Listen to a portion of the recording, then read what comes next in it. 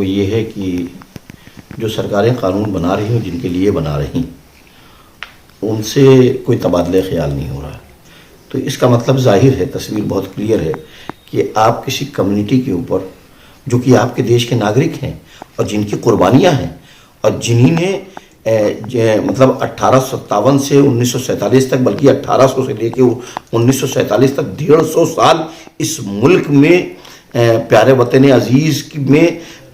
इसी सम्मान के अपने अधिकारों की रक्षा के लिए कुर्बानियां दी गई और एक ऐसे राष्ट्र की रचना की गई जिसमें सब अपनी अपनी आस्था के अनुसार अपना जीवन गुजार सके और किसी को किसी से जो है कोई नुकसान ना हो। ये इसमें हिंदुओं ने कुर्बानियां दी, इसमें मुसलमानों ने कुर्बानियां दी, इसमें सिख ने कुर्बानियां दी। सबका मकसद ये था कि हम अपनी धर्म पे, वो आर्टिकल 25 में निहित भी हो गया कि every citizen has got a right to profess and practise as per his belief. तो ये तो संविधान की धज्जियां उड़ा रहे हैं। जहां से कानून पारित हो रहा है उन्हें गौर करने की जरूरत है कि आप अपने संविधान की खुद धज्जियां उड़ा के ऐसे कानून बना रहे हो जो इस देश को कमजोर करने और इस देश को खोखला करने और अंतर्राष्ट्रीय सतह के ऊपर, बैनुल अक़वामी सतह के ऊपर आप किस किस्म का मैसेज दे रहे हो, कैसा घिरने का पैगाम दे रहे हो। जेपीसी की जो बैठक और जेपीसी में जिस तरीके से जबर करके रिपोर्ट को सबमिट करना और सारे प्रपोजल्स को, और जो लोग डेलीगेशंस में थे अपोजिशन के, वो निसार साहब, इस सबको आपने बालाए ताक रख दिया। किसी के जितने भी मिनट्स बने, किसी के मिनट्स को जो है उसके अंदर प्रस्तावना में रखे नहीं गए, उसको प्रेजेंट नहीं किया गया। किसी को ऑल इंडिया मोहम्मदी मिशन के बैनर के तले हमने जो है प्रपोजल्स भेजे, अमेंडमेंट्स भेजे, उसके अंदर हर नुकात, जितने 40 पॉइंट थे, हर पॉइंट के ऊपर हमने जो है वो अपने उस पे रिमार्क्स भेजे हुए हैं कि क्या इसके मुस्तकबिल के अंदर जो है वो इसमें। तो आप जिसका मसला है आप उसके जो है वो उसकी सलाह, उससे कंसल्ट करना कतई तौर के ऊपर गवारा नहीं कर रहे हो। आपने जो अपनी तबीयत से और अपने लोगों के अंदर किस तरीके से, और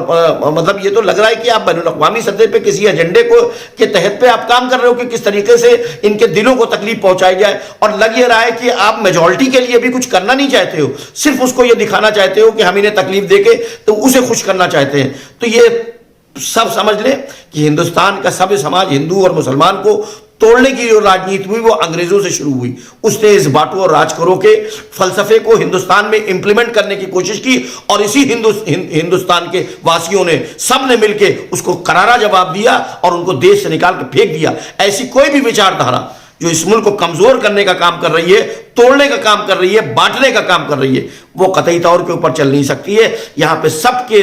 धर्म की, आस्था की, तरीकेकार की रक्षा होगी और सबके अधिकारों, और ये राष्ट्र सबका है, सबको आपको अपने निगाह में रखना होगा। कॉन्स्टिट्यूशन के मुताबिक उनके राइट्स, उनके अधिकारों को देना होगा और सबसे पहली चीज ये सम्मान के साथ और अपनी आस्था के साथ जो उनका अधिकार है वो रह सकें, ये सुनिश्चित करना राज्य सरकार का और केंद्र सरकार का काम है। मुझे लगता यह है कि ये एक आंख से मुसलमान को देखना और एक आंख से हिंदू को देखना, ये जब से तरीकेकार शुरू हुआ है तब से जो है इस मुल्क में घृणा की भावना बढ़ी है। और ये बांटो और राज करो के जरिए जो आगे बढ़ने का काम कर रहे हैं, इससे देश कमजोर होगा, इस देश को नुकसान होगा, इससे कोई फायदा नहीं होगा। आज भी मुसलमान इन सब के बावजूद इस मुल्क पे जब भी कोई आंच आती है या इस किस्म की कोई ताकतें होती है तो कमजोर करने का कोरोना काल हुआ, मुसलमानों ने कश्मीर से कन्याकुमारी तक हर खित्ते के अंदर अपना पूरा कंट्रीब्यूशन दिया कि किस तरीके से ना हिंदू देखा, ना सिख देखा, ना ईसाई देखा। उसने ये देखा कि दुखी है और दुखी को सुख करना, दुखी के दुख को हर लेना, यही जो है कुर्बे इलाही का बेहतरीन तरीका है। तो हम तो सेवा भाव में, मानवता सेवा में बिलीव करते हैं और किसी ऐसे काम को आज आपके चैनल के माध्यम से पूरे हिंदुस्तान के मुसलमानों को संदेश देते हैं कि तुम उस मिशन को जो गरीब नवाज ने चलाया, मोहब्बत की शमा जलाना, उस शमा को जलाओ और लोगों के दिलों से इस नफरत को निकालो और इस देश को बचाने का काम, अगर ये कुछ लोग खड़े हो गए जो देश को कमजोर कर रहे हैं, तो हम सब मिलकर इस देश को बचाएंगे। और ऐसी ताकतों से, ऐसी चुंगल से जो साजिशें रच रही हैं, कौम के नाम पे, बिरादरी के नाम पे, कास्ट के नाम पे, क्रीड के नाम पे, रिलीजन के नाम पे, लैंग्वेज के नाम पे, उनको करारा जवाब दिया जाएगा। शरीयत के, हम लोग भारत की संविधान की बात कर रहे हैं, हम तो संविधान में आर्टिकल 25 में साफ लिखा हुआ है कि आर्टिकल 14 साफ कहता है, आर्टिकल 13 साफ कहता है, आर्टिकल 12 साफ कहता है, साफ साफ लिखा हुआ है कि आपको हमें नमाज पढ़ने के लिए उनसे अनुमति की जरूरत नहीं है कि हम नमाज कैसे पढ़ेंगे, वो हमें गाइड नहीं करेंगे। हमें दफनाने के लिए उनसे अनुमति नहीं है। हमें शादी कैसे करनी है उसके लिए हाँ, अगर हमने कोई जुर्म किया है तो भारत की संविधान में जो भारत दंड संहिता में जो एक्ट है उसके मुताबिक हमें सजा दीजिए और हमें सजा दी जाती है। इसी में आपको नमाज पे प्रतिबंध नहीं है, जो आपकी बेसिक जो बेसिकली ये शुरुआत है जी, ये शुरुआत है। ये आप हमारे रोजमर्रा की जिंदगी में आप गोश्त नहीं खाओगे, आप ये नहीं खाओगे, आप ऐसे नहीं पहनोगे, आप ऐसे नहीं चलोगे, तो ये तो शुरुआत है इसकी। तो इसकी इजाजत कतई तौर के ऊपर न कल दी गई और न इसकी इजाजत आज दी जा सकती है। आप अपनी मर्जी से ये सुनिश्चित नहीं कर सकते हो कि हम किसी के धर्म में हस्तक्षेप करने नहीं जा रहे हैं, उनकी रोजमर्रा की जिंदगी में हस्तक्षेप नहीं करने जा रहे हैं। हाँ, कोई जुर्म करता है, किसी के सेंटिमेंट्स को हर्ट करता है, किसी को नुकसान पहुंचाता है, कानून को तोड़ता है, चाहे वो ट्रैफिक का कानून हो और चाहे वो सिविलियंस का हो और चाहे वो क्रिमिनल प्रोसीडिंग्स के अंदर, किसी भी अंदर हम अगर भारतीय दंड संहिता में आते हैं तो जाहिर सी बात है हम कानून का पालन करते हैं और उसके अगर हम उसके कानून के खिलाफ है तो हमें सजा देने का अधिकार है। ये नया ये तो साजिश है, ये तो कॉन्स्पिरेसी है। उत्तर प्रदेश के मुखिया ने भी मंशा जताई है कि उत्तर प्रदेश में भी यूसीसी लागू करेंगे, तो क्या आप लोगों का अगला कदम क्या होगा यूसीसी को लेकर? हम भारतीय संविधान को मजबूती के साथ पकड़े हुए हैं और कल भी पकड़े रहेंगे और हम अल्लाह को एक जानते हैं,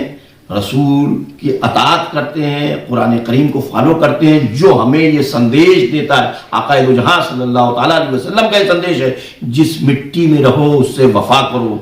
उससे मोहब्बत करो। तो हम इस मिट्टी से और इस सरजमीन से मोहब्बत करते हैं और मोहब्बत का तकाजा ये है कि जब इसके अंदर यहाँ कोई साजिश हो तो उस साजिश के खात्मे के लिए अपनी जान भी कुर्बान देनी पड़े तो कुर्बान करो। कल अंग्रेजों ने साजिश रची थी, हमने अपने घर, अपने बार लौटा दिए, अपने बच्चों को कुर्बान कर दिया, अपने माल की कुर्बानी दे दी और सबके अधिकारों की रक्षा के लिए हम सब एक साथ निकले। आज अगर इस किस्म की साजिशें पनपेगी तो इसके लिए भी जो है वो पूरा राष्ट्र एकजुट होगा और इसमें सिर्फ मुसलमान एकजुट नहीं होगा, पूरा राष्ट्र एकजुट होगा और अधिकारों की रक्षा के लिए वो आवाज उठाएगा जमहूरी तरीके से, अमन के साथ। अगर ऐसा कुछ किया जाएगा तो हम इसको आंदोलन में कन्वर्ट करेंगे।